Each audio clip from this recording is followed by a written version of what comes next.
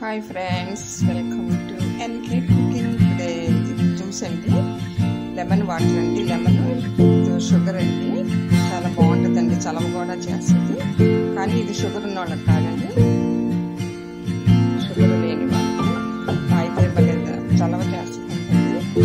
ఈ గ్లాసుకి కొంచెం షుగర్ ఎక్కువే పడుతుందండి. 2 టేబుల్ స్పూన్ 2.5 ఆ షుగర్ వేసానండి. దీంట్లో ఒక లెమన్ అండి, చాలా పుల్లగా తీపిగా బాగుంటుంది.